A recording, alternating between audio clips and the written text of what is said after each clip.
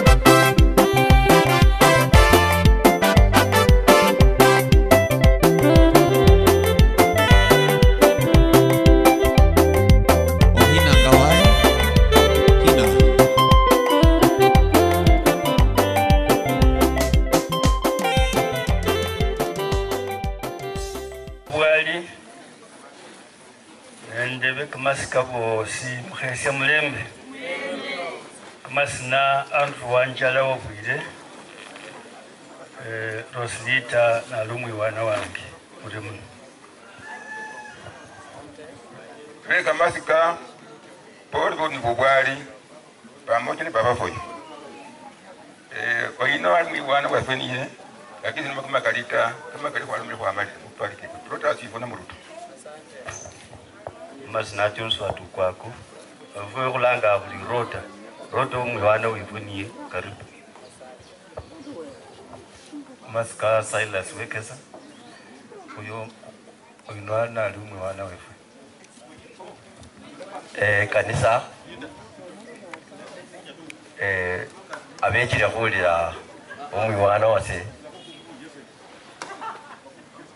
mukhesi ndi mulembe lundi mazina ndi Charles Sifuna rota na lumwe wana wase kanisa vaka masika vechire uhulisi umwe wana wase masina bali Tumainoka roda mwana vaka masika bana befwe bafwirirwe mungo muno bakesya mulembe muno bosi masina kange bananga bali Wycliffe Kundu nenyire khoma khusamatiti khulondokana nende marehemu Rota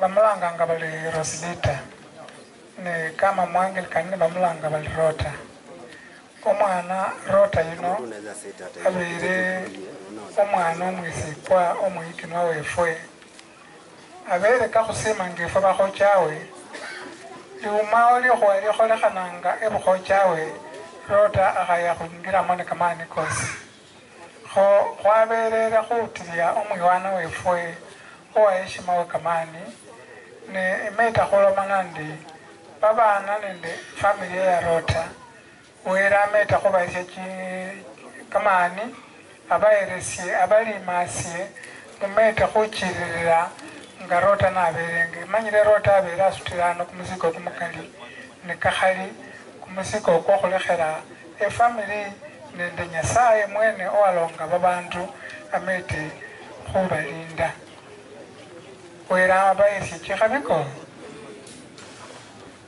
amasina wananga bali Wycliffe Kundu Okando. Shangazi, mjomba watafuata. Those cousins.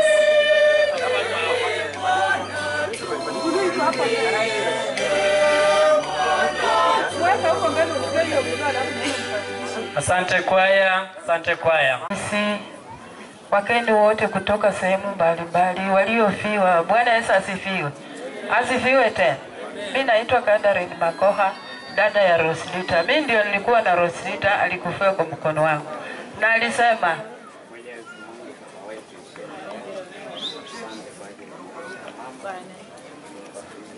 Bwana Yesu asifiwe.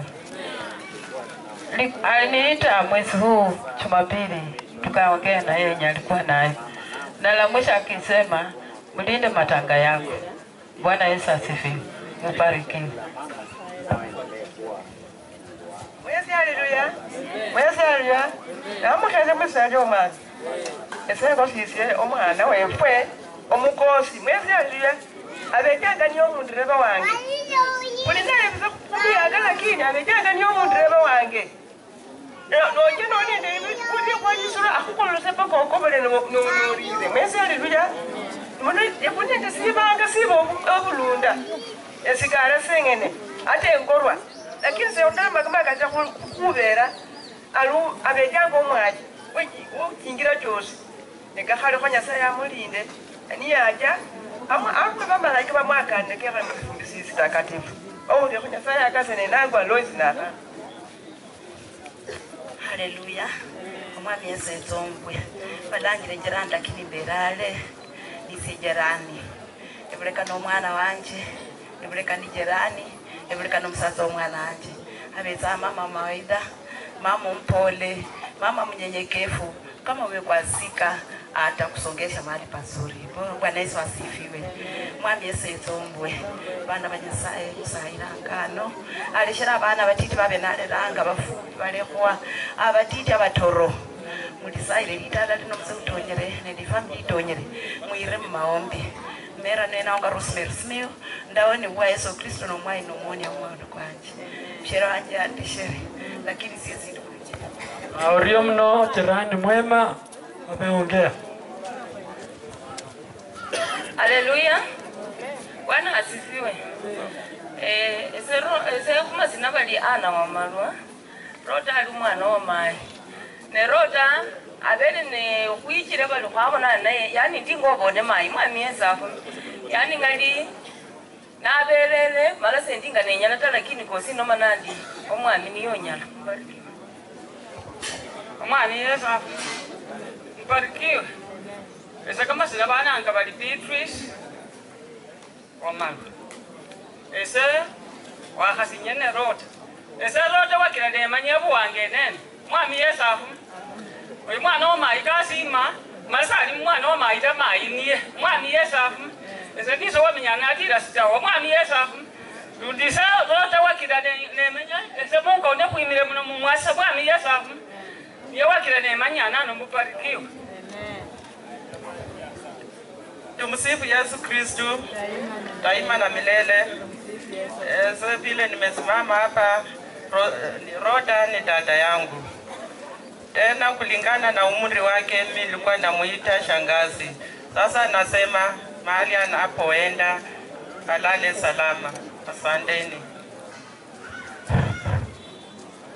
Bake ni befwe ekanisa namuhesi andi mlembe mwezi esa nimano lisina balijenta nafula nafoko isolonda suja mukhano yo suja nikechirenge waricha ati nesimbo yewe ne buli mundu asira sachi iso mulonda buli mundu asira sachi Roda kabole nono Roda abere mayi abere papa abere omwana wefwe ese nanyolo asyange namenyanga naye yemenyanga naye munju mulamwane bakhola naye kasi ndana nanyola munju wamenya sana bila likoso lyosi enju iyi mukhana wamakhulomaloman oronda kama mahono kasi wala malama ndiwo wambirayo nono sesi yaya nakhurerera omuchiweka mechi omwana oyo niso warera osese nikalira omwana wefwe ta nenya khumwikulira chingira noronda mama waberenje nende mama wao isai notonyere nende papa wao weza mungo muno nikhubolera mama oli wenyene lano wakhatongana nende papa wao abasio bali nende tsindalo tsyabwe musai abakuliranga oronda londo lung'afu olwa mama mama akhulekhere misiko londa so lung'afu olwo mwana na mulembo waye bandu bano waye bamulamu yao ndakhurerano nimbalira khumanya muna mulembo yakhwibula mana nakhusinga mana nakhukerera mama londa mulamu yaletsakho khandi ali nawuma ali mama ali mulamu yakholanga ari ta fuluka busara noweresya mulamwa fuluka busara mulamu yawo niyetsa nomweresya mama dala ulirakho ta mama oryo muno oryo bambulirisiye oronda itsano mama mwana wenu wandenda mwana uno nuwandenda mama uno mama londa nyayo ya mama wao londa nyayo ya mama wao mama olekherwano ifamily olekherwano papa wao olalekha itsane anu ba papa wota narude mwana ebyanyetsa nofunika obusara omweresya ulawulirakho kosana mulembe awulire mbo mwana wanje akholanga ari bamuna munyene tawe owulire mama aya uryo mama basi majina tu bwali bwikhalile bakeni babeche khukhulilisa nomali mulembe umasina bananga bali kulolesa wamala omwana wano maromero dala omwana wamayi barikiwe haleluya likanisa likhalile masika karoda ebaikile bosi mulamwa ole mwezi haleluya roda ali omwana wefwe odi abere ali omusale roda abere senke roda abere ali omundu omwangu abundu wosi nonya khuja roda abere afunikha akhuyile saba bakristo musabire lukoba luno musabire mulamu osikale ali omulwale musabire babana masiba nendi Beatrice Mbiru barikiwe sana. Tumsifu Yesu Kristu daima na milele. Neseba lisela wafula na mwesela nengesa wafula na roda mwana wa baba na roda kamba mbya kumusambwa mukazoli kina mekabula nsabari hiye kabula mwana kaya imbiranga wele sana ono musabire bamoyo kwa roda wera kure munde benanga ni ante mwana kwaya. Tumsifu Yesu Kristo daima na milele. Kwa majina ni Doreen Wekesa. Mimi ni msichana wa Baba Rajab Makoha ambaye alikuwa rafiki ya baba ya Roda. Wako majirani hapo. Roda ni dada yangu. Nimetoka Chwele kwa ajili ya kumwomboleza. Poleni sana. Bwana Yesu asifiwe. Bwana Yesu asifiwe. Kwa majina naitwa Josephine Mahana. Roda ni dada yangu. Barikiwe sana. Wazee tafadhali, mmoja aongee kwa niaba ya wengine.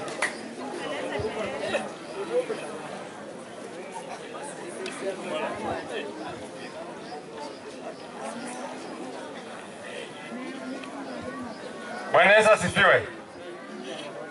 Mimi kwa majina naitwa Kilofas Wafula, ni kijana wa msema marehemu Robert Mahano, ndugu ya marehemu Richard Mutibogo. Na kwa niaba ya Balunda tunaambia bakhubeifwe pole sana kupoteza mkoko yofoko noyo. Mtibisi fwe Balunda kutibisi. Kwa hivyo wacha tulie tukiwa ndani ya Yesu Kristo. Mbarikiwa sana. Baba sika bafofo yone Balunda mulembe mwisi. Eza kumazinandanga bali Francis Makoha wekale kana amikulondo Bungoma County. Ukwasyo tyambo pole. Efwe ewe umufofo yato na chichanga saraka. Efwe Balunda mungo mnoni ifwe coordinate fraction ingashi. Hata andakana kanange njose cha kusikala basata ezenda amisi umukana umurunda hata kumurere kurere mukwasyo tyambo. enji yefu ejo sija kusikali riota rota be romukhana wefu omulayi abere polite leti na kunyola akukhesya kumulembe kumulayi nono mukhwasi wotyambo pole hata khuba mama bali ano rota kama khubukula lundu mukhana na mulunda lundi katasa mukhwasi wotyambo hata lundi ndikho lundu ndero kundi aje muchungomu afukilenge mukhwasi sekhumulekha busa ta sendikho ne kamakhuwa kamakali ta kama shishi komukhana wefwe kabe kamalayi asante Asante sana.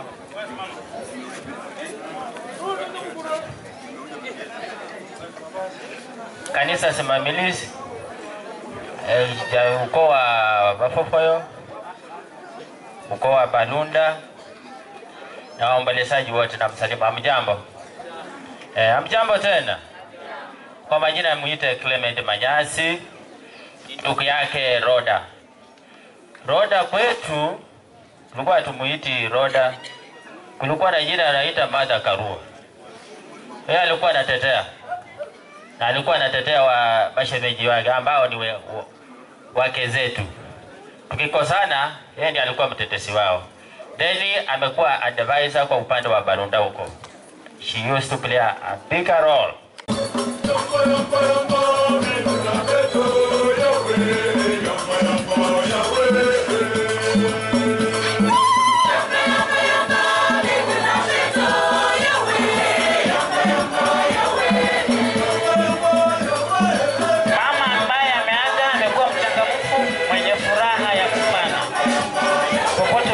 Kusimama tu na mimi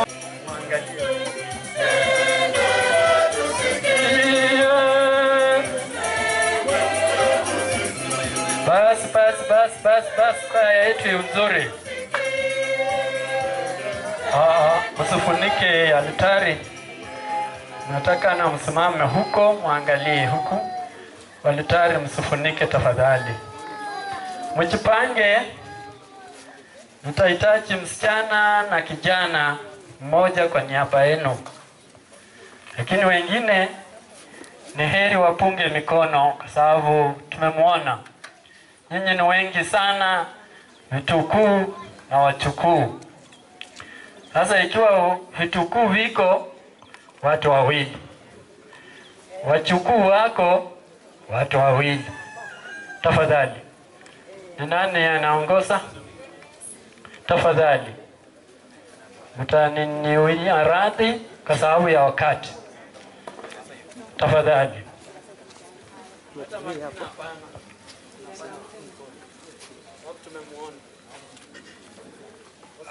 Kanisa na wale wote waliofika kusindikiza nyanya yetu pamoja na sisi na wasalimu.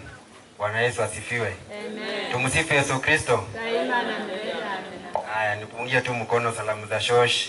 Huko nyuma asanteni sana, asanteni sana. Ya shosh alikuwa mtu mchangamufu, alikuwa anapenda watu. Ya whichever ni ile tu in the interest of time tunaambiwa tusiongee, but I can take forever. Naweza ongea mpaka kesho. Ya nikianza memories naweza ongea mpaka kesho. So hapa tuko wajukuu wa Mama Roda na tuko wote, tuko wengi sana. Wengine na kama wanakimbia hapa na kule watatujoin baadaye. But kwa saizi kwa sababu ya muda hawa ndio wako. Na wamesema hakuna kusema majina. So wanasema tu muwapungie mkono. Wanasema tu muwapungie mkono. Asanteni sana.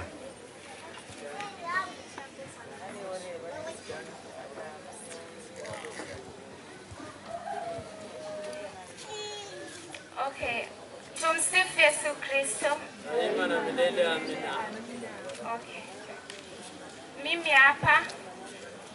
Mimi ni mjukuu wa Roslida na tuna huzuni sana kumpoteza juu tumekuwa na bond na haitawahi rudi tena, lakini tena tunashukuru Mungu juu ni mpango yake, yeye ndo aliamua ikuwe hivyo. So tunawashukuru wote kwa kukuja kuomboleza na sisi. Karibuni na mfeel mko nyumbani tukimsindikiza nyanya yetu. Asanteni. Asanteni sana wachukuu wa mama Roda na mzee Odhiambo na we familia yenu yote, asanteni sana. Kwa mmepunga mikono, mnaweza inama tu na mnatoka. Asante kwa ishara ya upendo. Asanteni sana wachukuu, wamejipanga vizuri.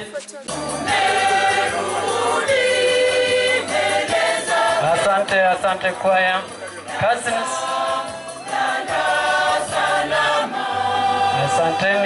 Asanteni kwaya nzuri. Cousins, tafadhali.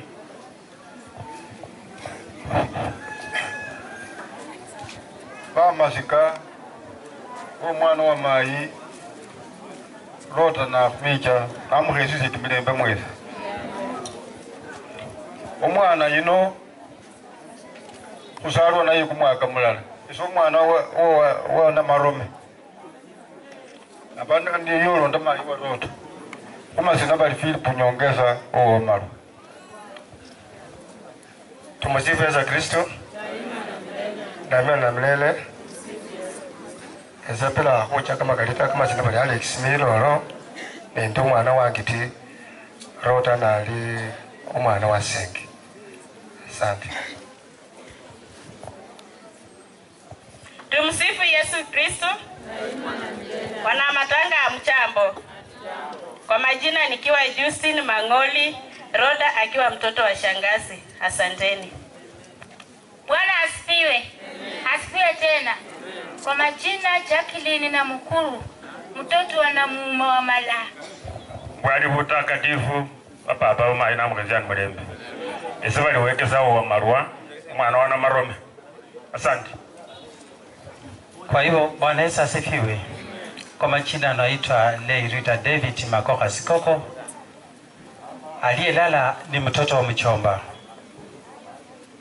Shangazi yake anaitwa Susana Nafuna ambaye tumeweka tarehe 9.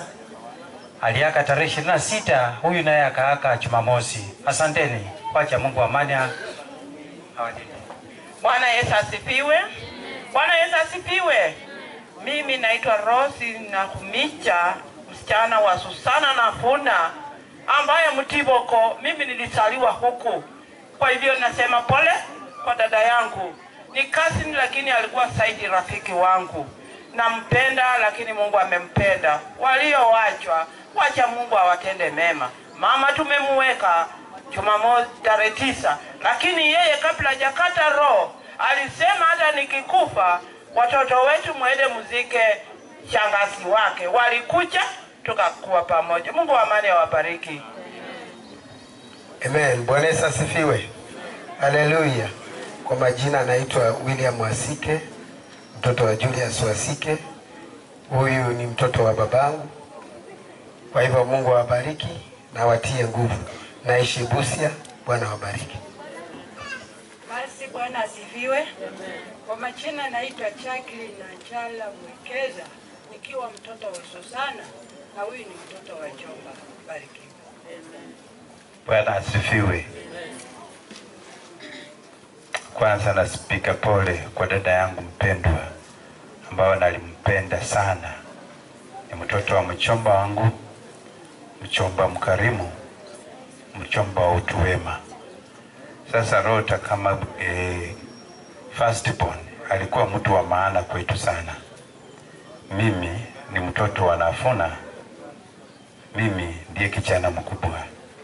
Wale ambao wamekuwa hapa ni watoto. Muite Abid Makoha. Site mimi nimeishi huku, najua najulikana sana upande huu. Mwazi wela huishi Chikabi. Amen. Barikiwa. Asante. Pole. Watu wanasema ati wanataka kunipewa handifai kuongea, lakini huyu ni ndugu yangu. Lakini pole. Hata nikufia baba lakini amekufa jaji, lakini pole nimeenda. Wacha yeye imeenda. Sifa za mama Bikira Maria.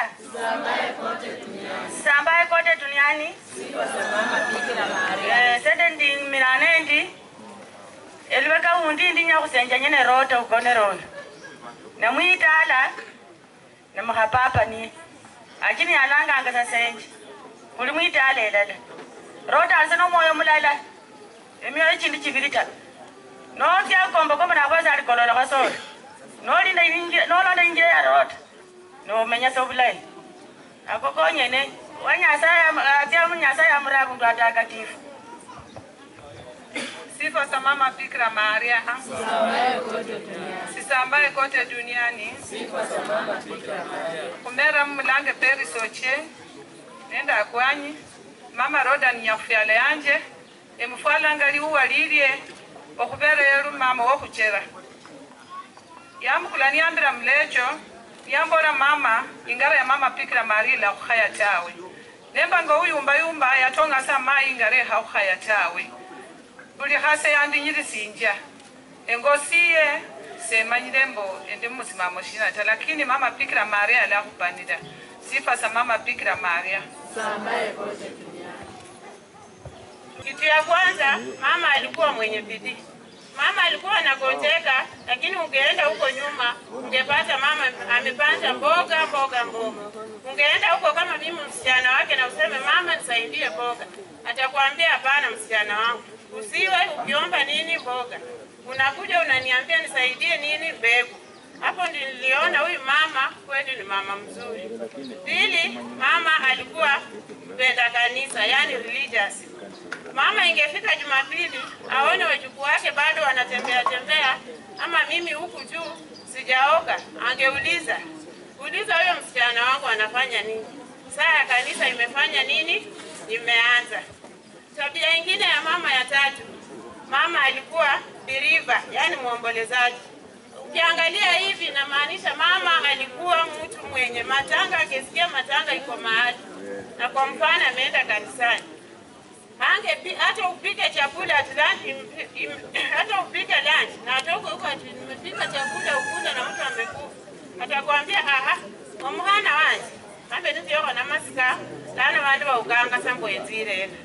Ndiko leo kutaru mama yaye alikuwa mtu very good advisor. Yaani ungekuwa na shida yoyote na umwendee, kwa mfano mmekosana ama nini mama angekuelekeza. Akuambie kama ni kwa nyumba vile mnajua sometimes huwa tunakuwa na ups and downs. Huwezi kukaa tu kwa amani. Sasa nyingine anakuambia na sasa hiyo unaenda wapi? Kuja kaa hapa kidogo kweli utakaa, anakuguide, anakupea chakula na unarudi naendelea na kazi yangu. Anakuambia usiwe mtu wa beba nini tunakasirika nini? Ndoa ni hivyo. Kitu kingine kizuri kwa mama alikuwa mtu mwenye anapea wajukuu wake inaitwaje? Fishing rod. Hakuwa anapea watoto wake samaki. Kwa sababu angekupea samaki ingeisha, lakini yeye alikuwa anapea watu nini? Odulobo, yani mweno kweseti nyeni tiera. Kwa hayo sina mengi, wacha tuachilie mama, Mungu ampokee. Asante. Kwa majina ni Damaris Okomoli nikiwa daughter-in-law mwenye nilikaa naye. Asante. Asante sana in-laws, daughters-in-laws. Tumsifu Yesu Kristo. Sifa za Mama Bikira Maria. Tutafupisha kwa wakati. Kwa majina ni Judith Akum Makao. Mimi ni mwenyekiti wa Sister Roslida anayelala. Na huyu ni Wakuria, wacha mwenye aongee kuhusu Roslida. Asanteni. Maujaji wa matumaini pamoja kwa sala. Sifa za Mama Bikira Maria zisambaye kote duniani. CWA, strong in faith. Good church, good family. Kwanza nashukuru Mungu kwa zawadi ya maisha ya Mama Roslida. Huyu mama alikuwa mama wa kipekee. Alikuwa mshauri sana. Alikuwa ananielekeza. Alikuwa anasema tafadhali uchunge ng'ombe kuliko kuchunga watu. Ujikaze msichana wangu. Mama alikuwa mtu wa imani. imani kubwa sana. Mama alikuwa mtu wa upendo, alikuwa na upendo sana. Mama alikuwa mshauri, mtu akisonga mbele kwake akiwa na moyo mgumu ama akiwa na shida ama hata ukuwe na huzuni, mtawachana kama unacheka kwa maneno ambayo inatoka kwake. Alikuwa mshauri sana sana kwa kila mtu, kwa kila mlejo. Ninaomba tu watoto wake tupate at least mmoja avae nguo ya mama, kwa hiyo upendo wenye alikuwa nayo na hiyo imani. Hiyo taa ya lejo iendelee kuwaka kwa hili boma lake. Napikia pole sana walejo kupoteza mama mshauri kutoka kwa kikundi yetu. Kando na hayo, huyu mama ni nyakufiala yangu. Tulikuwa tunampenda sana. Alikuwa mlezi. Ametulelea watoto wa ndugu yangu ambaye aliwaga pamoja na shemeji yangu. Kwa hao wachukuu ndio wamepoteza sana. Wakipewa nafasi wangeongea sana kuhusu huyo mama, kwa maneno yenye ilikuwa inatoka kwa mdomo yake kwa ushauri. Mungu ailaze roho yake mahali pema patakatifu. Kwa majina ni Dolorosa Maribamla, Chair Lady Halava Zone Lejo. Asante. Asanteni. Tafadhali tusonge huku, tuangalie huku altare, na naomba kwa unyenyekevu, sisi wote tutaongea kwa sababu ya time. Mnaweza ongea majina, lakini mmoja wenu aongee kwa niaba. Tafadhali naomba tu kwa sababu ya time. Tutaanzia huku. Okay.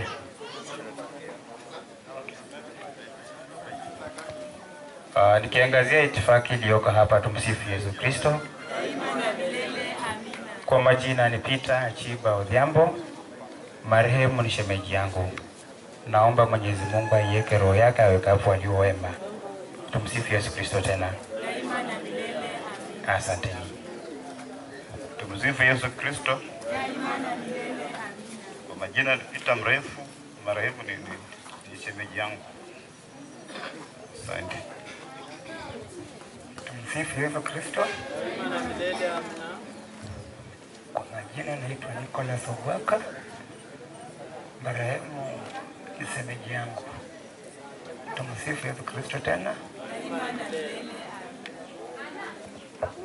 Bwana asifiwe tena. Kwa majina naitwa Manuel Oduri, kutoka shemeji yangu. Msifu Yesu Kristo mara nyingine. Kwa majina naitwa Vincent Okomoli, Roda ni shemeji yangu. Asanteni. Msifu Yesu Kristo. Neema na milele. Mimi naitwa Barnabas Mtemba. Mimi ingawa ni shemeji, lakini mimi ni kama mtoto wake. Alinilea miaka 57. Asiyekuwa na ubaya. Kwa hivyo, kwa ajili ya Mwenyezi Mungu, ninaomba marehemu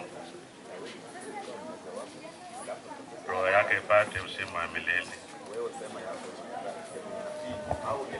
Madhabahu matakatifu ambayo yameandaliwa leo kumsindikiza shemeji yangu, wanajamii na wageni wote. Kwa majina naitwa Morris Odhiambo Maskini, marehemu ni shemeji yangu. Mungu ailaze roho yake pema ilipoandalia. Asanteni. Chrisandus Ohonjo Ogutu. Kwa majina naitwa Dennis Kubania. Piga pole kwa waliopata msiba huu. Ngoja yote tunaachia Mwenyezi Mungu. Mungu ni mwema na kila wakati. Marehemu ni shemeji yangu, majina ni Vincent Mudinyu. Asifiwe Yesu. Bwana Yesu asifiwe. Nimeokoka, Yesu ni Bwana. Kwa majina ni mama Getu. Huyu amelala ni semeji. Nashukuru Mungu. Bwana Yesu asifiwe. Haleluya. Kwa majina ni Kristo Nazara Nyongesa. Ofire mbara numulami yanje omukulundu mitala lyefwe. Ohulinde shivera kusayiraho.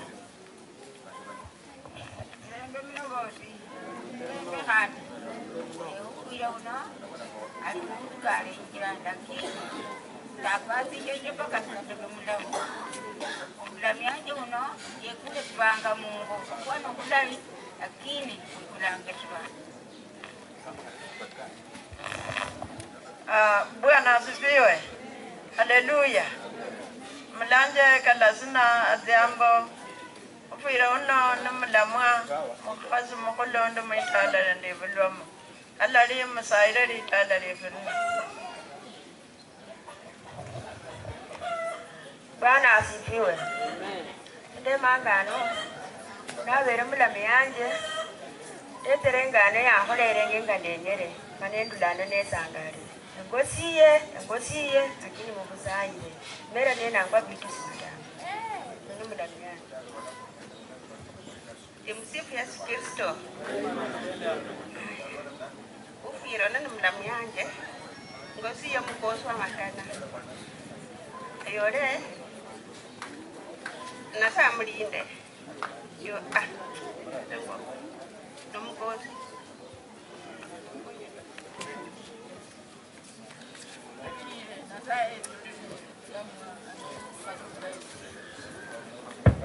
Tumsifu Yesu Kristo daima na milele.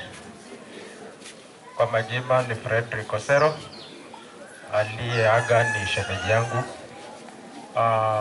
Kwa niaba ya jamii ya Bafofoyo na mashemeji zetu Babulunda, nasema pole, na wale wote ambao wamekuja kutusaidia kuomboleza msiba huu, ninamshukuru na kusema asanteni sana. Tuende pamoja na tumzike shemeji yangu vizuri. Shemeji huyu yangu ndio mkubwa, ndio shemeji, ndio bibi mkubwa kwa familia yetu, na ni shemeji ambaye ametulea na ametulinda, ametuongoza na akatuelekeza. Kwa hivyo tuko na pigo, tumepoteza na tumepoteza sana. Ningeomba tu muweze kutuombea, na hasa muweze kumuombea ndugu yangu ambayo ni Francis Odhiambo. Afya yake pia si nzuri, na vile alivyobaki ni maombi tu ambayo naweza kumsaidia. Bafofoyo nataka kumshukuru, hasa pia Bafofoyo wenye wako upande huu. Sisi tunatoka Marachi.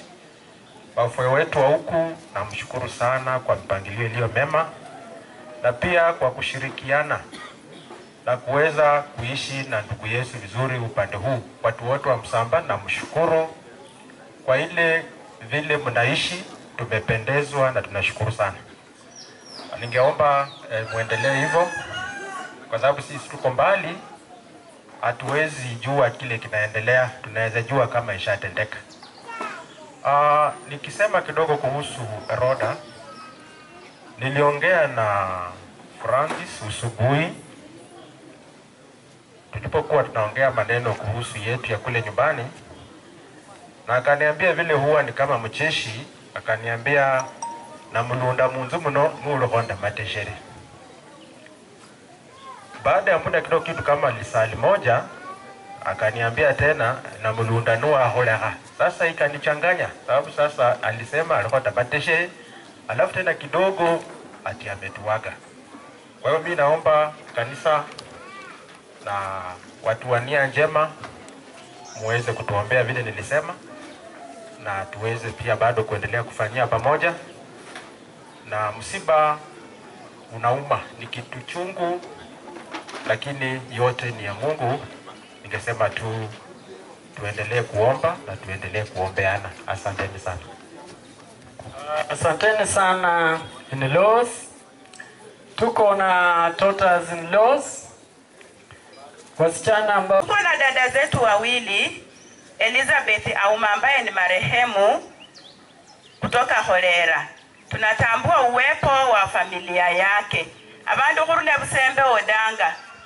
Ni muliano chinjeko somuhono. Bakhwebefu.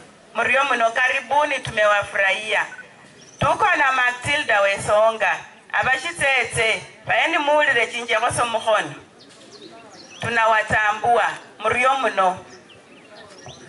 asante sana mama. Abahana babu ba mama Rhoda nende ba papa baliwo, karibuni mama, karibuni. Ndamukhesya bosi mwateka khukhonya masika k'omwana wanje Rhoda. Rhoda yali umwana omulayi, esi ndali umutiti khuniye lakini yanjama. Rhoda kananganga sali mama. Rhoda ate siwengosele yechanga nyambolela mama none livi none lilayi, lakini no mwana wanje. Kwa hivyo ngosiye esendi chentana lyaka mwana ololo. Wakristo nende babeja kunjeta mwana wase namukheje mmembe kyo mwana lembe lundi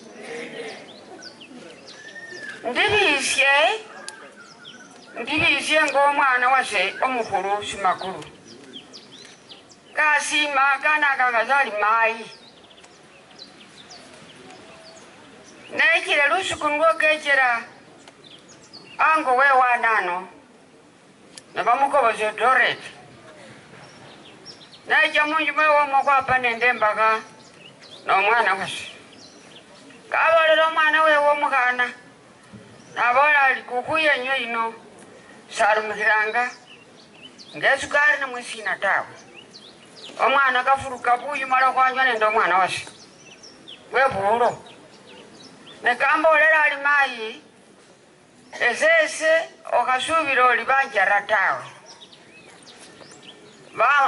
banjeka samulu bafumala babukula nga khucha khupima nono nindindi nalindile lichibu kutare fulani kumwesi kwa khane khukobolayo mayi bacheba nalindile kamachibu kabwe ningo omwana wese kare kukakacha yabele lichibu nilyo ndabonanga lino nono pole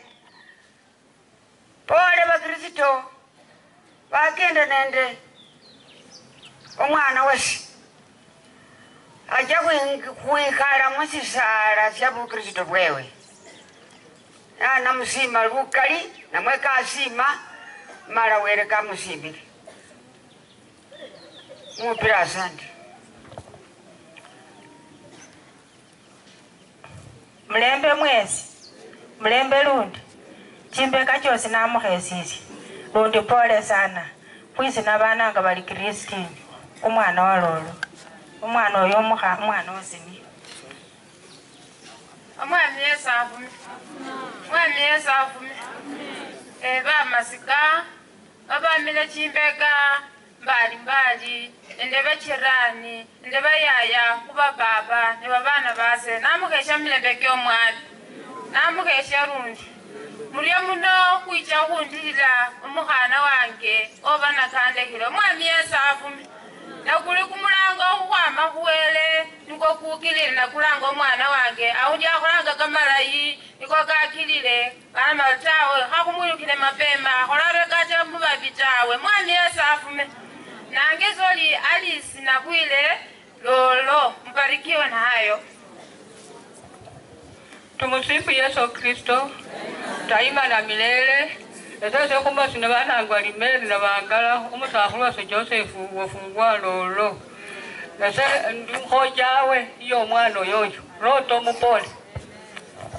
Tumusifu Yesu Kristo daima na milele. Sifa za mama Bikira Maria eza kumazina bandanga ba Celestine Saenyi umwana ololo na makimilili Misiku Parish Manani Sa Parish Saint Monica Sunday.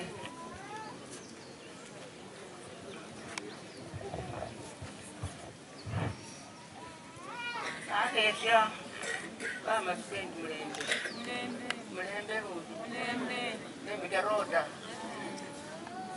roda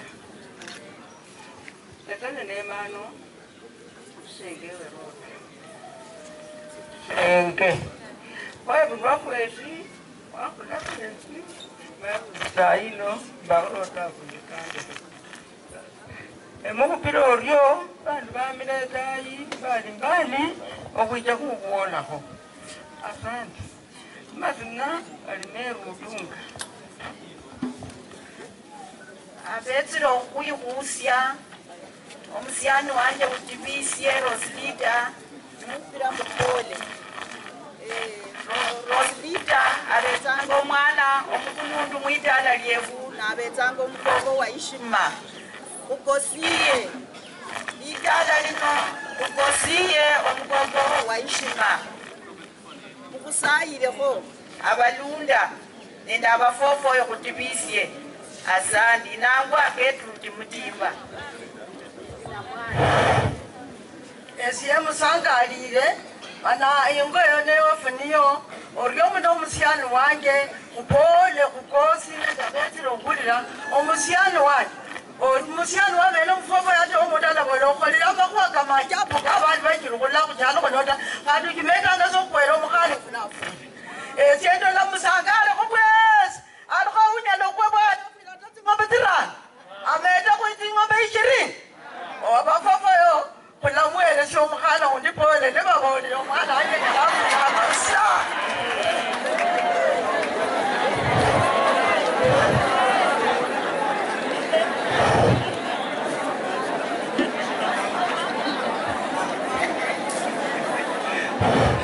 Ndakamuchesya mulembe mwesi abeikanisa kuryo muno kwiza okukwako omwana wanje Rota abetsanga omwana omwaminifu ndakuda naye mbana narulanga muntu wanje nazya mukanisa busukulu kusoma yakabukoshe mpaka isaino yali omwana omupole mpaka nende sayi lana embulira obubi ni Nyasaye naye awulira obulayi okuba niyo wamulonga namurera kushibala nabolambu khandi alikalukhayo okupasambwa pole kumusyani wanje nekupira balunda pole muryo muno kumera nindi Margaret Ndutu Makhanu. Asante wa mama. Kanisa ababekira kuyiriza omwana wase nabakaza mulembe mwezi mulembe lundi masina bananga libasiko baraza nendyana okukwola khabiri Rota inabeere omwana wase ebulunda kwefofoyo udyambo inabeere omwana wa mayi mala Rota khamusima sana Rota kenakholanga likho kwelingei anano sakholangakho mala kebirira omulusi wa sengo tawe najakhola likho atekhela syanangina wase lakini bulunda yeyo omwana nekane makananga ngasamulamwa sikanangakakho papa tawe lundi aumakhoso omundu yekalangakho sabali kana bakhana khatiti khano Rota alangangasa nali ala alangasa mapapa nali wandai alangasa wandai nono Rota kachile watibise lukali sana khesaba ndi were niyali amure abundu alayi ukhakanane kosi kabesa karyo bawulisekho mumbele. Naanza na wasichana fadhali.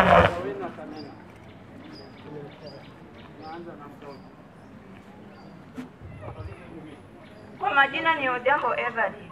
Last born mama Rosemary.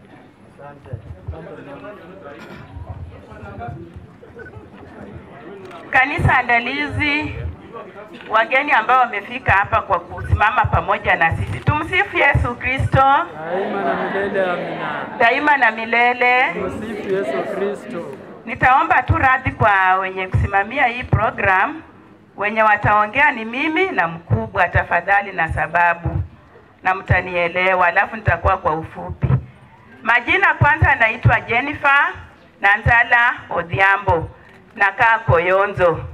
Na nikianza, nashukuru Mungu kwa kutuwezesha kuwa hapa wakati huu kwa ajili ya sherehe ya mama yetu. Tunasherekea maisha ya mama Rosilida. Na ningependa tena kumshukuru Mungu kwa kumuumba na atulee hivyo kwa huo moyo ambao alimjalia. Sio kawaida. Mama yetu alikuwa mama mkarimu, mama ambaye anaishi na kila mtu. Na upande wa kanisa alikuwa mstari wa mbele. Kuhusu ugonjwa wake, mimi nitaongelelea vile ilianza safari mpaka kifo chake, sio huko nyuma. Mwezi wa Januari tarehe 30 akanipigia simu, yeye ni mgonjwa na ako Bulimbo, branch ya St. Mary's Mumias. Sasa wanasema aende ward. Nikatoka penye nilikuwa, nikaenda kumchukua, tukaenda na yeye St. Mary's. Nikaadmit mama. Nikatoka huko kitu saa 1 sababu kesho yake ilikuwa naenda safari ya imani Subukia. Nikaacha mamangu ward. Na yeye pia alikuwa ananihimiza niende nisikose kwenda hiyo safari, nimuombe yako vizuri. St. Mary's akatibiwa pneumonia. Akatoka. Tena baada ya wiki moja akarudi huko akatibiwa TB. Baada ya hiyo mama tena akawa mgonjwa, akaenda Bungoma. Na tena kuna siku, kuna kazi ni wa baba akanipigia simu, mama yenu mpaka saizi hajaamka. Nikamwambia leo nimechoka na safari za Bungoma na St. Mary's. Sasa nikatafuta ndugu yangu nikamwambia hakikishe mama anafika Koyonzo, tuko na daktari mwingine hapo.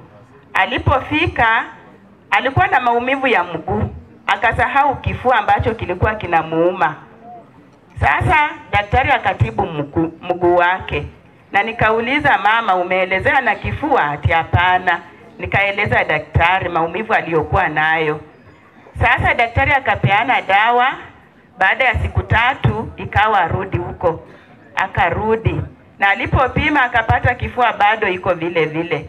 Alisema hewa iko mkono wa kulia kwa kifua. Mkono wa kushoto hakuna hewa. Kuna shida ndani, lazima waende wafanye CT scan. Huyo daktari Dr. Jafed Ekeza wa Koyonzo Westlands, na kushukuru. Akaturifa Bungoma na akapigia huko daktari wa kutusaidia. Tukaenda mama akafanyiwa CT scan. Report nilipeana tu namba ya huyo daktari, wakatuma report. Akanipigia simu kitu saa 11 jioni. Kuja nikuambie ripoti ya mama. Nilipoenda akaniambia huyu mama ina report inaonyesha ako na uvimbe kwa lungs ya left. Kutoka hapo ikawa tena akasema huyu mama inaonekana ni kanza ya mapavu na imefika stage 4 ama stage 3. Sasa waende wafanye biopsy ndio itoe wanatibu nini, kama sio cancerous na nini, waone vile hiyo kitu hiyo uvimbe itatibiwa. Sasa hiyo biopsy nikaenda Bungoma na mama life care, ikawa wafanyie hapo. Na daktari pia wa Bungoma aliposoma ripoti yake ni kama aliogopa, kwa sababu ilikuwa tu afanyie life care ya Bungoma. Sasa yeye akaogopa akasema huyo mgonjwa aende Eldoret. Hatukuchoka. Safari tukafika Eldoret. Biopsy ilipofanywa, matokeo yenye walitoa sasa wanasema hakuna kitu wameona. Lakini madaktari wale tuliconsult wakaona hiyo ripoti ya mama ilikuwa ni kanza na ilikuwa imefika stage 4. Sasa mimi nashukuru hao madaktari kwa kutufunika hivyo, ndio tusitoe pesa nyingi ati tunafanya chemotherapy nini. Walituonea huruma, na hiyo ni kazi ya Mwenyezi Mungu kulingana na mama vile alimpenda Mungu. Tumsifu Yesu Kristo. Kutoka hapo mama tukamrudisha hapa nyumbani after hiyo biopsy mwezi wa 4, tukakaa na yeye akawa kwa udhaifu wake. Sasa ikafika tarehe 1 mwezi wa 5, dadangu ambaye alikuwa anakaa na yeye akanipigia simu, leo huyu mhana si mzuri, amekuwa mdhaifu sana. Sasa nikamwambia tu acha nitakuja Ijumaa. Hiyo Ijumaa ilikuwa tena ya tarehe 2, nikakuwa na shughuli zingine. Jumamosi kufika hapa asubuhi, mamangu alikuwa bado ako kwa kitanda na amekaa, hakuwa amelala usiku wote. Sasa tukaomba, nikamwambia tuende hospitalini. Mama akawa hataki. Kidogo kazini yake pia akaingia. Sasa mama akakubali, akavaa nguo, akaosha uso mwenyewe, akakunywa uji, alafu tukaleta gari, mama akaingia ndani. Tukaenda na yeye hadi Bungoma, na anajua pale huwa anatibiwa. Akasema tusiingie hapa hii general, mimi huwa wananitibu huko. Pia akasema msinipeleke life care, huko watanichelewesha sana, huwa wanakaa sana. Sasa tulipoingia huko ikawa ni Saturday, hawahudumu. Tukarudi hapa general, tukaingia, tukafika tu kule kwa emergency. Nikaenda kulipia malipo. Kurudi, bibi ya ndugu yangu akaniambia wanasema mama oxygen iko chini, sasa wanataka waweke. Nikatoka na simu kupigia dadangu mkubwa mambo ya kuweka oxygen. Sasa yeye akasema kama wamesema wacha waweke. Kurudi ndani washaweka. Na kidogo tu nikaona mama anainua kifua. Na kuna dadangu mwenye ninafuata pia niliona akikufa kwa mikono yangu Bungoma. Sasa nikaona mamangu huyu ni kama anapumua ya mwisho. Na ninashukuru Mungu. Nashukuru wazazi wangu baba na mama kwa kunilea ndani ya kanisa. Mungu alinipa nguvu wakati niliona mama kwa hiyo hali ya kupumua, nikaanza kuomba. Na nilipoomba sikumaliza, kwanza nilianza lakini sikumaliza sala na ishara ya msalaba. Mama akawa ameaga. Alipoaga, hawa nase sasa ndio wanatafuta dawa wakuje wadunge, kushika mikono hakuna kitu. Sasa nao walifikiria sijui ni nini. Mimi nikawaambia acha nini na huyu mama, mapenzi ya Mungu yameshatimia. Sasa nao wakawa ni kama wanashtuka. Nikawaambia mlikuwa kujaribu, lakini sasa hii yote ni kazi ya Mwenyezi Mungu. Nyinyi msikuwe na wasiwasi. Mimi na familia tuko hapa na tumeona kile kimefanyika. Mama amekuwa mgonjwa na Mungu naye akampumzisha. Hivyo ndivyo kulikuwa na mama yangu mzazi. Sasa kile tunasema Mungu aweze kumweka mahali pema kule mbinguni. Ninashukuru wageni wangu ambao wamefika. Kama tuko na Kamko, kama Gambo, teachers, kama kuna mwenye amefika, atawevu. Kama hajafika, ninaishi Koyonzo, parokia ya Mtakatifu Paulo Ejinja. Niko na wanasiwa wangu kutoka huko. Mimi ni mwanasiwa. Wenye wamefika kutoka Ejinja Parish wasimame tu wawevu. Ninaishi Koyonzo, niko na majirani. Wasimame tu wabunge mkono. Watu kutoka Koyonzo. Niko na walimu wangu. Walimu wenye wamefika tafadhali, sababu tu ya muda, ingawa mtakuwa na wakati wenu. Walimu ambao wamefika kwa mazishi ya mama mkono, asanteni. Na wengine wote tunawashukuru kuja kwenu. Mbarikiwe. Hamjambo. Kwa majina naitwa Barbara. Mama Roda amekuwa mama yangu. Kuna wakati nikiwa mdogo pia mimi alinilea. Kifo chake kilikuwa cha uchungu. Mama, we never used to visit you oftenly, but you going was not fair to us. Acha mapenzi ya Mungu yatimike juu ya maisha yake. Barikiwe. Asante sana. Bwana Yesu asifiwe. Naitwa Tekela Odhiambo. Mimi ndo nilikuwa na mama dakika ya mwisho. Niseme tu dada yangu amenena. Monday mimi nilimrudisha Bungoma, na vile daktari alinielezea, nikaambia huyu dada yangu mama ni kama hayuko. Vile daktari alikuwa anaongea, alikuwa tu anaona mama hayuko. Sasa usiku wa Friday ndio mama yangu aligeuka. Kwanza jioni alishindwa kuoga, niliogesha mama yangu on Friday mara ya kwanza na ilikuwa ya mwisho. Sasa kufika jioni mama yangu hakulala hiyo usiku yote. Mama alikaa akinyosha miguu, alafu kupumua kulikuwa na shida. Nilijikaza hata sikuamsha ndugu yangu. Ikafika saa 9 akaniambia kifua kinaniuma, kuja unipake Pharmasol.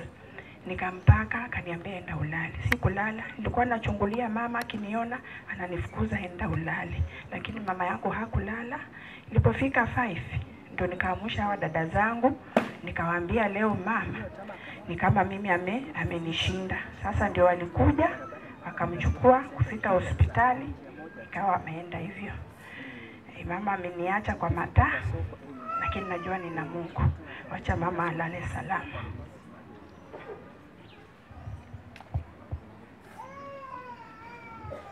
Bwana Yesu asifiwe. Bwana asifiwe. Jina naitwa Petronila. Yesu ni Bwana. Mimi kifungua mimba wa mama. Napenda kumshukuru Mungu maana habari ya ugonjwa wake dada Jennifer amenena mengi, lakini napenda kumshukuru Mungu kwa sababu ya kutupa mama aliyekuwa mlezi mwema. Tulikuwa tunamuita mtumishi kwa wote.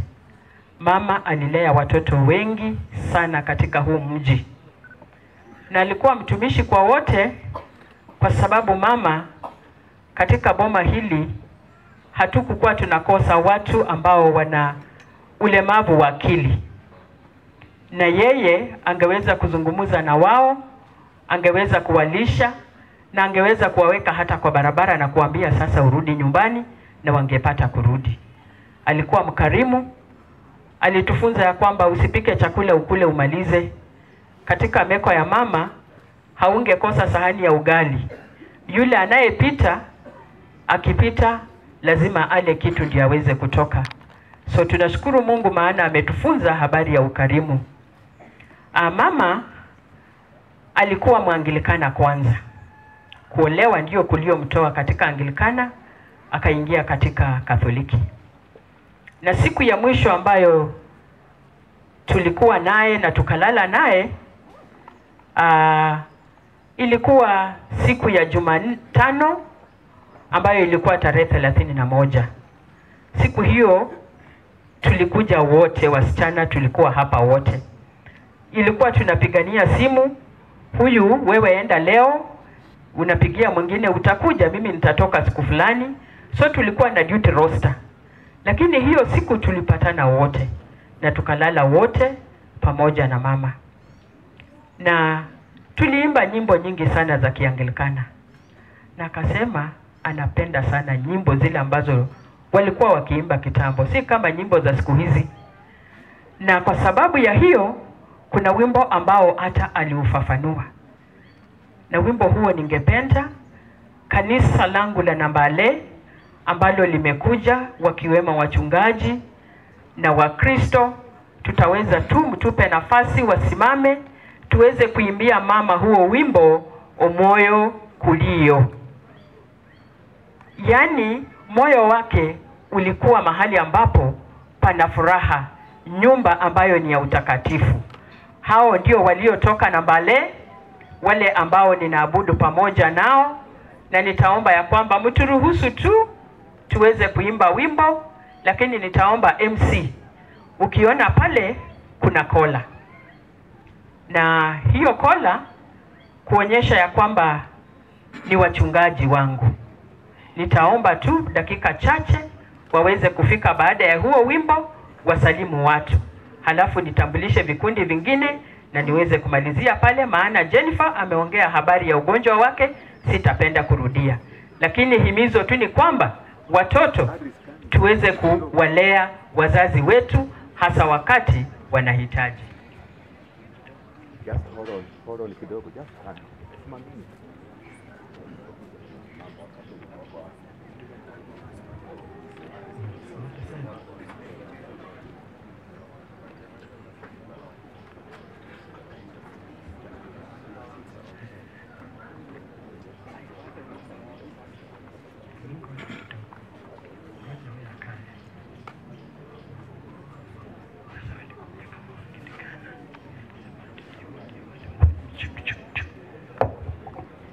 Basi tuendelee kwa ufupi. Padre amefika. Nitaomba Wakristo wa Nambale tafadhali tuimbe wimbo huo ambao mama aliuenzi wakati wake wa mwisho akitafakari na akiombea kifo chake. Pole padri wangu wote wawili, baba paroko, Father JB na Father mdogo, akikaribuni. Hao wenye wameingia ni mapadri wangu wa Ejinja Parish wote wawili. Nimefurahi. Mama, enda salama, unapendwa na Mungu.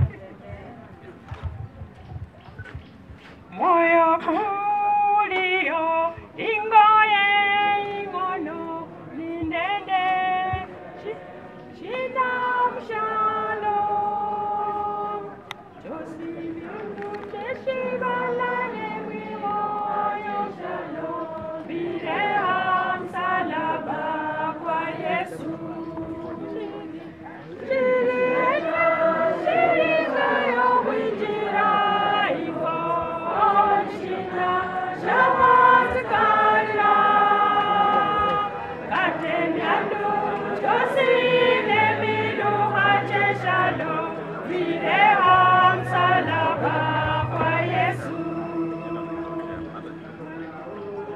ulira moyo kwa mwami ulutendo refwe saluni litala lilafuni monopo ulimenyano mwai we mioyo shiri ena shiri kayo winjira ingo nishinda shahazi kalira katemiandu josine milu hacheshalo mireha msalaba kwa Yesu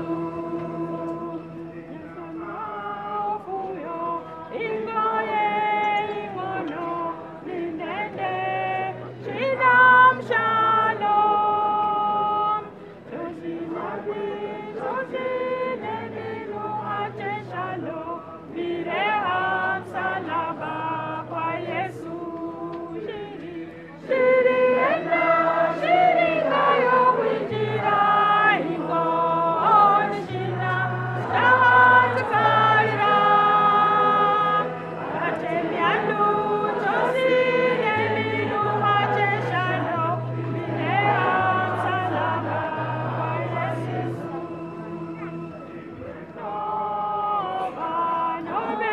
nobereranga witehumu anyawe mioyo shariyo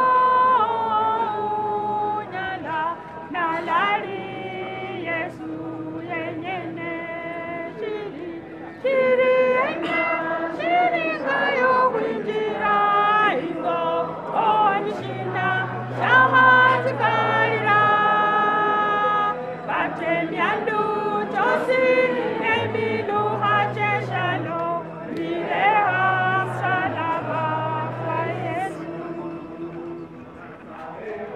uyanza yana Yesu mwanao ulwa yako iulialwa sikupiti uminanga witehumu we mioyo shiri ena shiri kayo winjira ingo onishina shahazi kalira katemiandu josine milu hacheshalo mireha msalaba kwa Yesu. Asanteni, najua muda umeenda, lakini nitaomba ninapojulisha vikundi vingine, tafadhali mjue wachungaji wangu, maana najua Wakatoliki hawatawapa nafasi kusema. Ninapenda niweze kuamsha wale ambao tunafanya nao kazi. Ninajua wengi wako kule kwa sababu ya kutuhudumia, hivyo mwakilishi wa Nambale Magnet School wameakilishwa vyema sana. Nina kikundi changu ambacho huwa tunashirikiana, tunatembea pamoja, kinaitwa FOPS. Naomba tafadhali wana FOPS muweze kusimama na kupunga mkono. Wana Forbes Diaspora, asanteni kwa upendo na Mungu aweze kuwabariki. Nina wale ambao ni wakilishi wa Nambale ECD Welfare, nitaomba waweze kusimama na kuweza kupunga mkono. Tafadhali, wakilishi wamekuja, asanteni na Bwana awabariki.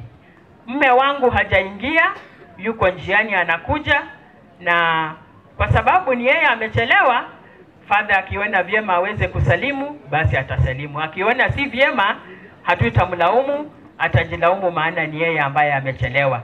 Lakini hata hivyo, kwa wale ambao walikuja mapema, masemeji zangu kule nimeolewa, naomba tafadhali muweze kusimama na kupunga mkono tu.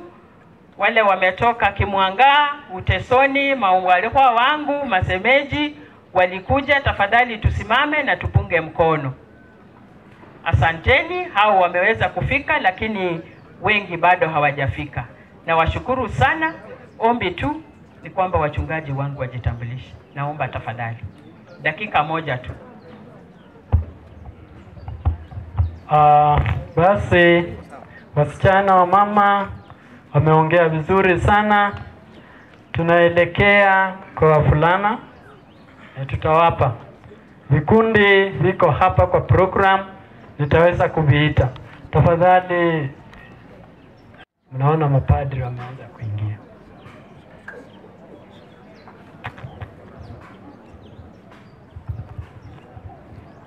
Mimi naitwa Evans Mtimba. Mengi nataka kusema walishasema, sipendi kujirudia. Bwana Yesu asifiwe. Asifiwe tena. Kwa majina naitwa Christopher Ouma. Huyu ni mama, tulimpenda lakini Mungu amempenda sana. Mungu awabariki. Bwana Yesu asifiwe. Naitwa mwalimu Wycliffe Owino Odhiambo, nimeokoka, Yesu ni Bwana. Nataka kutambua uwepo wa walimu wote tu. Kama wewe ni mwalimu, tafadhali mpungie mkono. Mwalimu, asante sana. Na kisha baadaye wakwe zangu, nimeoa kule Mount Elgon. Kama umefika, tafadhali punga tu mkono. Mnajua wamekuja. Asante. Bwana Yesu asifiwe. Kwa majina naitwa Steven Oliki. Mimi ni kijana wa hii boma. Tumezaliwa hapa, tumelelewa hapa. Mama Roda alikuwa mama mwenye heshima, mama mwenye huruma, na siku zote hajawahi niita jina yangu. Alikuwa ananiita Nyakufiala kwa sababu hilo jina Oliki alikuwa niliitwa juu ya Nyakufiala yake. So hajawahi niita jina yangu, huwa ananiita Nyakufiala, na ni mama mzuri sana. Mungu aiweke roho yake mahali pema peponi. Bwana Yesu asifiwe. Mniruhusu niseme majina zangu kwa sababu nikisema hamtashika. Mimi ni kijana mwenye kwa boma. Asanteni sana.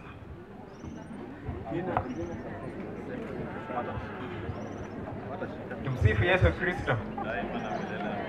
Daima na milele. Kwa majina naitwa Crispino Odhiambo. Mimi ndio kijana wa huyu mama mwenye medali. Asanteni sana wasichana kwa wavulana wa mama Roda.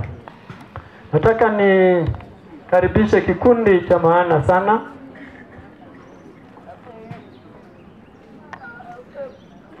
Yesu Kristo. Mimi ninaitwa Anastasia Mtimba. Mama aliyelala ni mama yangu na ni rafiki yangu wa karibu sana. Tumsifu Yesu Kristo. Tumsifu Yesu Kristo. Daima na milele. Ese una sinena ngwa Rose Odhiambo.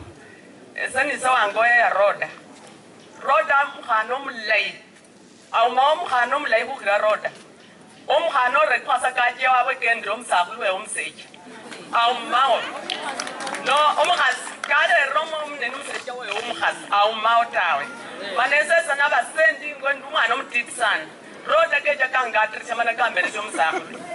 Mwana omsakulu yukwamenya naye bulai. Lunda bana bolangali banyala kumeta omkhana bamumete ngeja kuyeta nomsakulu yiwe ali umsakulu akule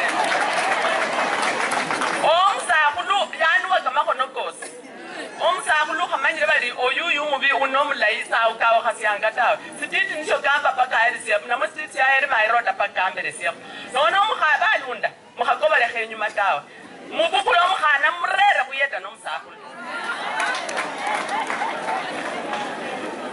ese namalile roda akwire mana mbone khubululu awuma omukhana omulayi nga roda kaumie mana nawulilekho usuni sana asante basi nabali Rose Williams. Bwana ni mwema na kila wakati. Mimi kwa majina naitwa Frida Nahula. Rota amekuwa mshauri mkubwa kwangu. Rota amekuwa na imani kwangu na amekuwa na upendo kwetu. Rota amekuwa mshauri wa watoto wetu pamoja na ziwa mwalikwa yake. Kwa hivyo kitu yenye naomba Rota roho yake Mungu aiweke mahali pema na mbarikiwe. Tumsifu Yesu Kristo daima na milele. Mimi hata sina mengi wamenimalizia.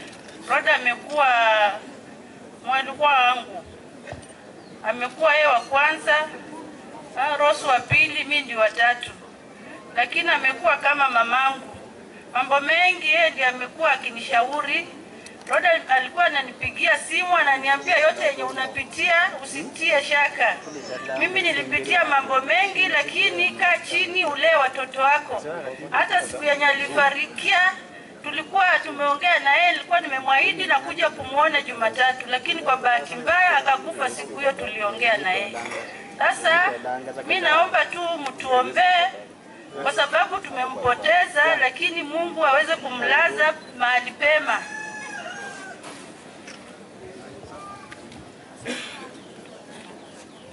Mungu ni mwema kila wakati. Mungu ni mwema. Asante. Mimi Roda Roslita huyo amelala ni dada yangu. Mimi ninamfuata mara pili. Na Roda amekuwa msichana mzuri, wafuwe wafurahie, hata wanastahili kupongeza Roda kabisa. Hakuna mtu vile dada yangu amesema mwenye anaweza chukua matata zake aongezee kwenye ameoleka. Mimi nikisimama hapa nimeoleka kwa shemeji ya dada Roda. Kama mlisikia yule daktari mwenye aliyakanga mwaka hiyo ingine, mimi ni bibi yake. Na Roda akianza hiyo maneno nilikuwa nimekataa, nikasema tuwe wengi, hata watu wakaambia baba wewe chukua watoto uweke kwa poma moja wote. Lakini Roda alisema dada yangu sikiza ya watu, kuja tuende tuishi. Najua Kenya anafanya. Kweli Roda dada yangu alikuwa msichana mzuri. Yeye amekuwa mama yangu, mama yetu. Tangu mama atuache mwaka 71, Roda amechukua nafasi. Tumetembea na Roda, ametulea kama watoto, akatulea kama wasichana na akanipa ndoa. Kwa hivyo Roda amekuwa mama yangu, dada yangu na mlezi wangu. Nashukuru Mungu kwa yote. Nilikuja hapa, ilikuwa Ijumaa, nikakaa na Roda. Nikasema wewe wanasema uli chakula. Akasema hapana nakula. Nikasema sasa unaweza kula nini? Akasema kuna uji. Niletee uji nikunywe dada yangu akiona. Wakaleta uji na mimi nakunywa hapa chai. Akasema sasa tunatumia stulu moja, tumeketi kwa viti pamoja. Na akaanza kupoesha uji, akaniambia uji ni moto. Nikasema wacha niitane. Mwenyewe akaanza kuita mwenye alikuwa jikoni na hakusikia. Mimi nikasimama nikiwa mlango, nikaitisha kwa jikoni. Mchuku wake akakuja, nikamwambia leta kitu nyanya yake apoeshe uji. Na akaleta. Nikamwaka uji atinipoeshe, akasema hapana wewe kunywa chai, wewe ndio mgeni, mimi nitakunywa uji mwenyewe. Akakunywa uji akamaliza na mimi nikakunywa chai yangu nikamaliza. Kufika saa 9 nikamwambia dada yangu, sasa mimi nataka kurudi huko kwangu. Hiyo boma yangu unajua vile niko peke yangu. Na akasema wewe enda tu. Anampatia hapo kitu kidogo, analeta mikono zote miwili, anasema dada yako asante, ana smile kabisa. Anafuta ni kona ya leso, anafunga, wacha nifunge ikae hapa mtu isipotee. Nikasema sasa mimi wacha niende. Nilishtuka, ni Friday Saturday, naambiwa dada yangu ameenda. Sikusema kitu chochote, lakini yote namuombea. Dada amefanya kazi mingi duniani, kupenda kanisa, kulea, vile mtoto amesema. Mungu amweke mahali pema, mfanye malaika mwenye ataendelea kufanya kazi yake ya malezi huko mbinguni. Ni hayo tu. Asanteni sana, tumefunga hapo. Tunaingilia vikundi mbalimbali. Wanakwaya na waombolezaji wote na msalimu kwa jina la Yesu. Kila wakati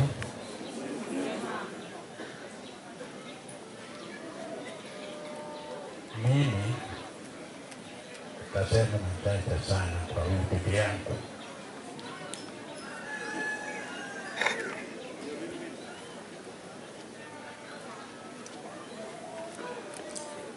Tulikonjeka mtoto wa kweli.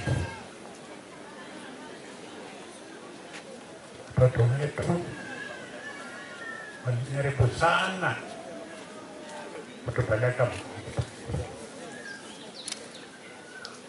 kama mimi niendako kaka ni Kisumu, nilikuwa na enlarged heart. Nikaambiwa hiyo sikika umri yako pia lazima heart ipanuke kidogo, na nilikuwa na arthritis. Kuna hapa mtoto ya ndugu yangu huko Maraji. Niliamuka nikitembea sijisikii vizuri. Wakati huo alikuwa Busia. Saa hii nafikiria hakuna nini.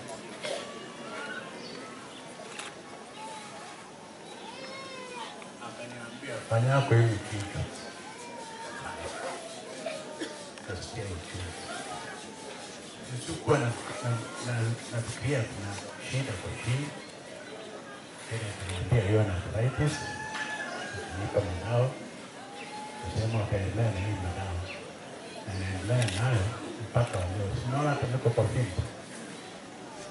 Niko na arthritis. Na huyu mama yangu, bibi yangu huyu, naye alikuwa na magonjwa mengi kila wakati. Tumeoka operation nafikiri 1974 Kaimosi.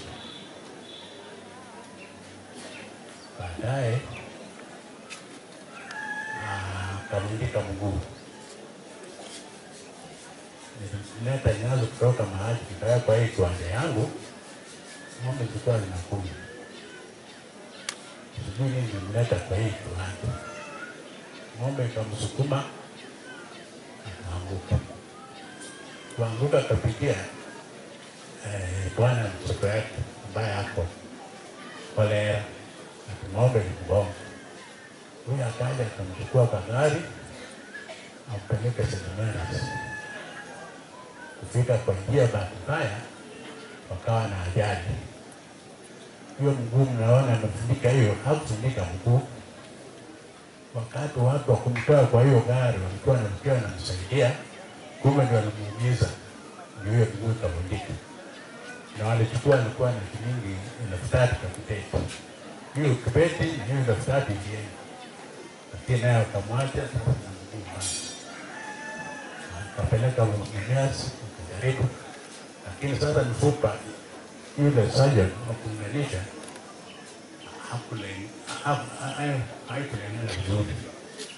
Tukapeleka Bungoma kutafuta Mlianga ndio akarekebisha hayo makosa. Na hii wakati huu, wakati alikuwa anagonjeka hapa, ndio anasema kuna wakati tulikuwa wote hospitali. Yeye alikuwa Mumias wakapata tibu. Mimi nilienda huko, kuna kitu wanasema chronic constipation. Kana tukiwa naelewa hiyo. Kaniambia niende Kakamega wakafanya kitu skani. Wakafanya skani, mimi nafanyiwa skani Kakamega. Nafanyiwa skani. Sasa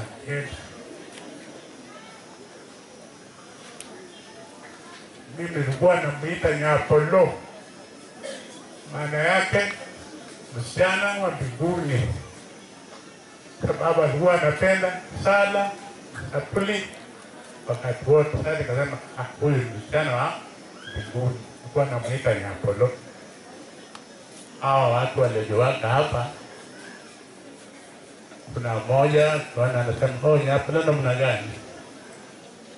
Na hayo tu, aende salama kabisa, misa yake iwe safi nzuri, na mtuombee na yeye pia mwenyewe mjiombee, sikuombewa tu, yeye pia muombe. Nashukuru, asante sana.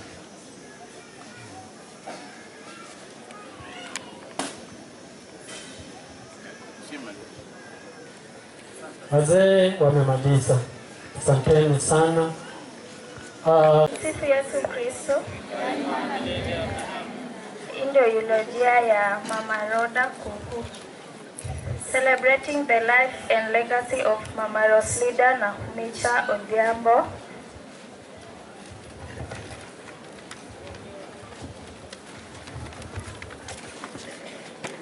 Birth. Roslida Nakhumicha Odhiambo was born on 1st August 1949 in Musamba Village, Matungu Sub-County, Kakamega County. She was the firstborn daughter of Richard Muboko Manyasi Omlunda and late Mama Jennifer Regina Nekesa Nachango. She was a sister to Jenita Rafla Opora, Gertrude Nanyama Muga Wamelehwa, Violet Najala Makoha, Alfred Kundu Manyasi, stepsister to Joseph Matthews, Lois, Clement, Florence, Mary, Ward Admin Moses, Benson Samuel, Topsita, and Priscilla. She was a sister-in-law to Zainabu, Violet, Alice, Ruth, Rita, Christine, Claire, late Mary Kinikonda, and Barnabas Mtimba. She was a co-wife to Rose Omtunga and Lydia Viola. Education.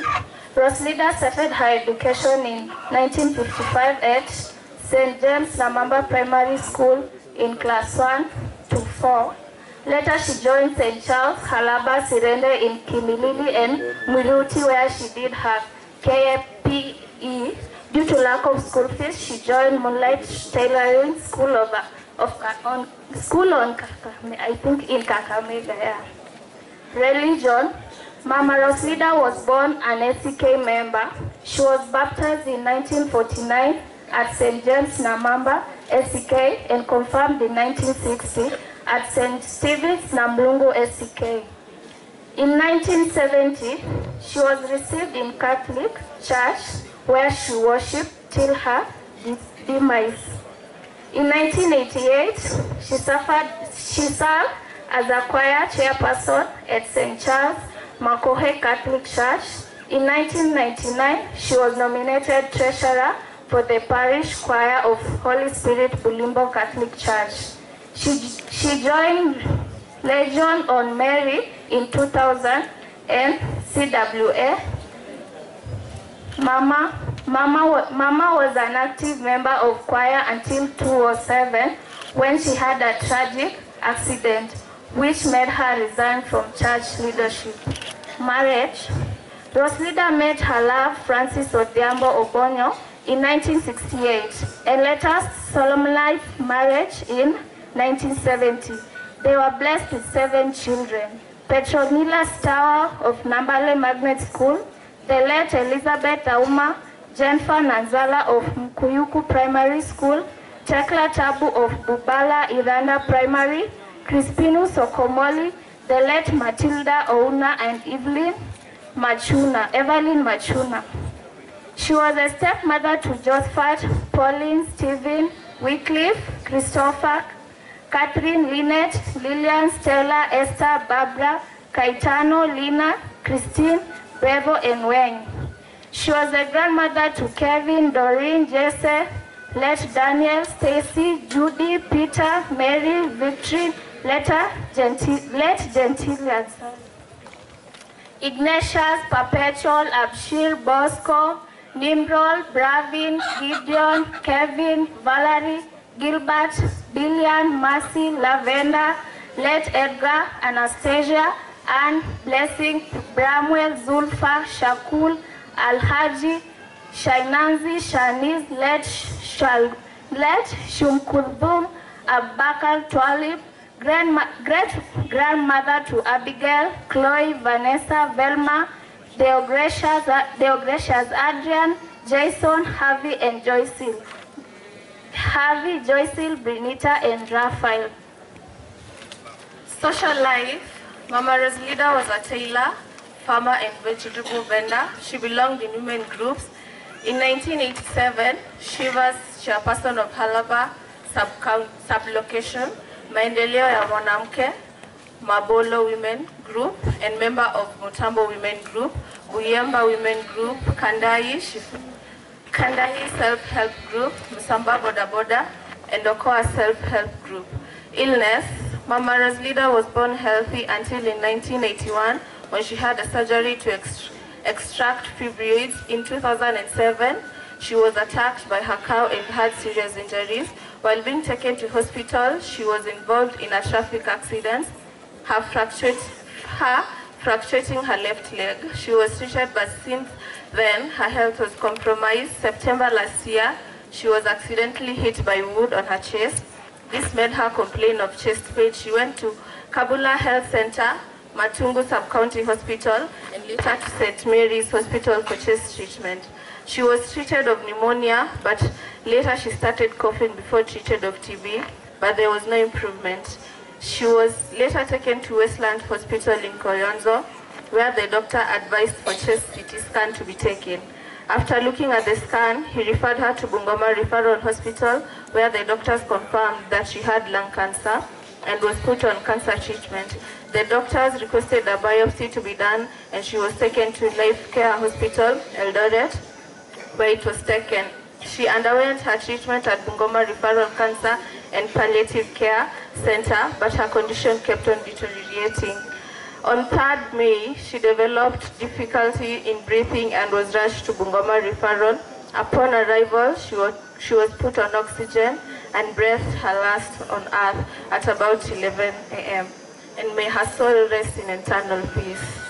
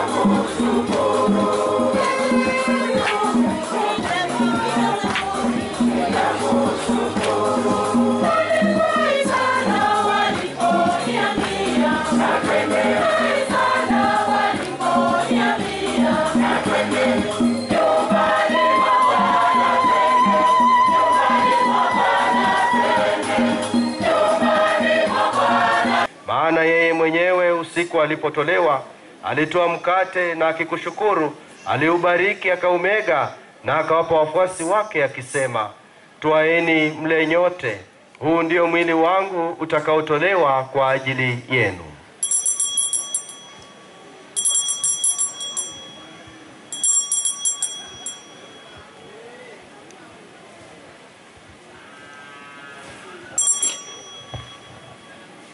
Vivyo hivyo baada ya kula, akitoa kikombe na kukushukuru, alikibariki na akawapa wafuasi wake akisema, twaeni mnywe nyote, hiki ndicho kikombe cha damu yangu, damu ya agano jipya na la milele, itakayomwagika kwa ajili yenu na kwa ajili ya wengi kwa maondoleo ya dhambi. Fanyeni hivi kwa ukumbusho wangu.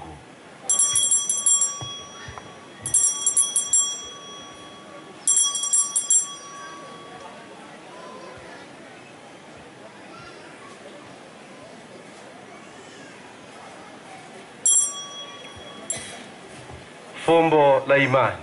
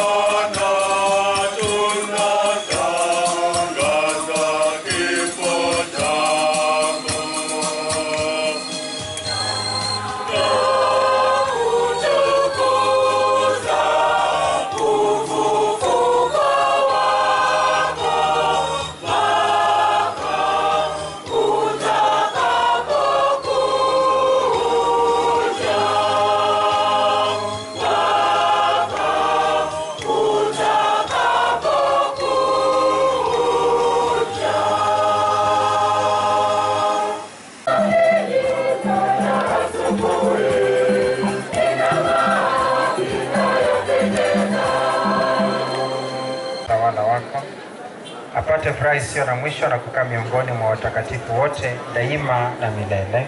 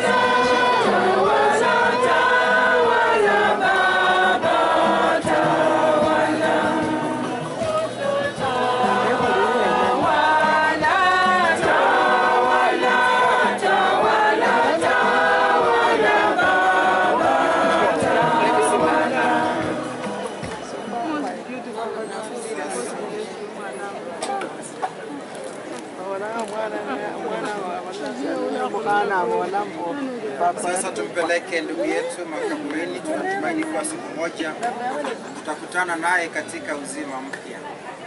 Tutaongozwa na msalaba, alafu watumishi wa misa pamoja na mapadri.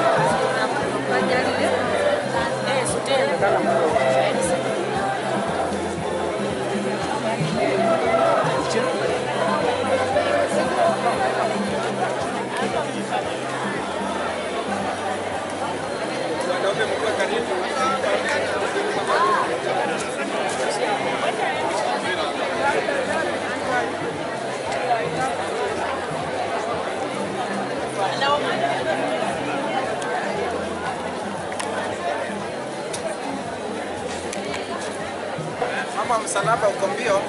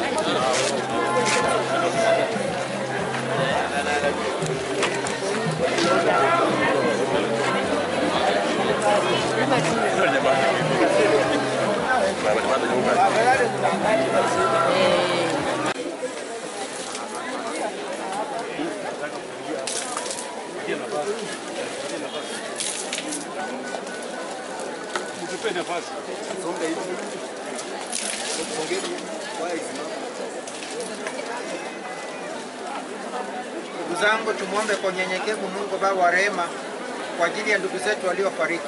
Bwana, wasamehe kwa wema dhambi zao. Tukuomba utusikie. Tukuomba utusikie. Pokea kazi zao njema. Tukuomba utusikie. Tukuomba utusikie. Tuombee watu wanaohuzunika kwa kifo cha ndugu huyu.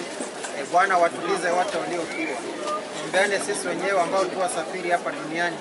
Mungu atuimarishe na kutudumisha katika utumishi wake mtakatifu. Tukuomba utusikie. Tukuomba utusikie. Mungu, kwa imani tunasadiki kifo na ufufuo wa mwanao. Tunakuomba tujalie sisi na ndugu zetu marehemu tufufuke katika furaha. Naomba hayo kwa njia ya Kristo Bwana wetu. Amina. Tusaidiane vizuri kwenye hii mashine kwanza. Ifunda kuongea waelekeze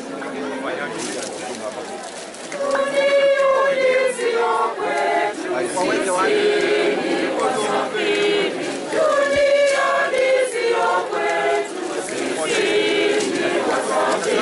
kama iko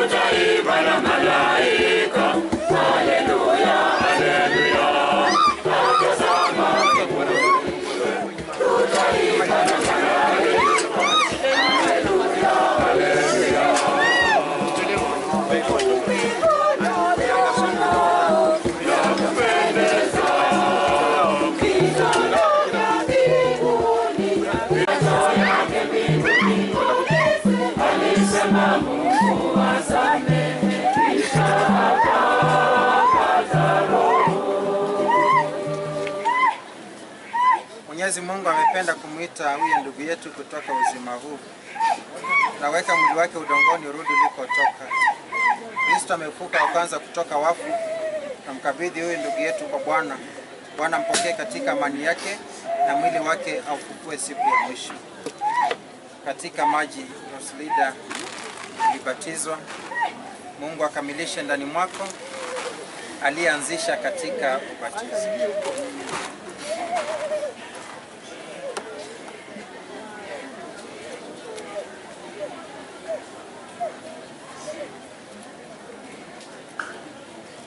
Roslida, wewe ni uvumbi, utarudia kuwa uvumbi, lakini Bwana atakufufua siku ya mwisho.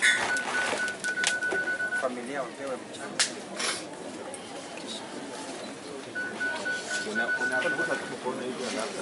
Familia zako hapo.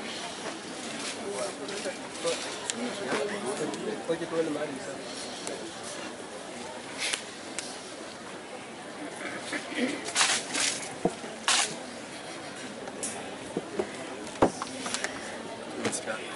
Haya, fundi yako wapi? Niko hapa ile. Niko. Kwa hivyo tutamaliza na baraka ya mwisho, alafu tuachie fundi huyu.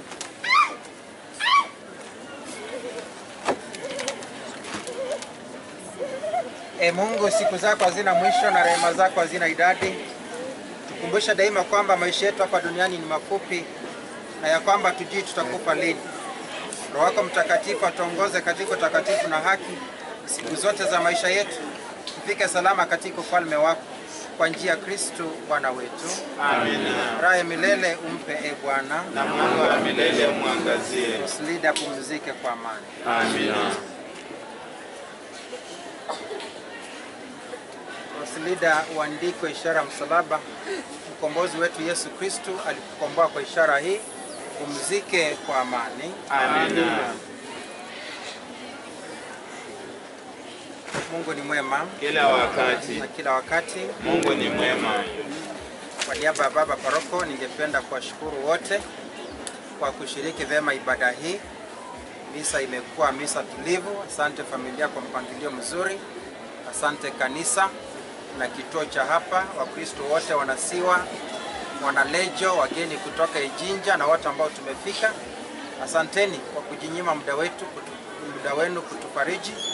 Mungu awabariki sana. Mapadri, Father Bosco na Father Brian, asanteni sana kuja kutufariji. Mungu awabariki na roho ya mama ipumzike kwa amani.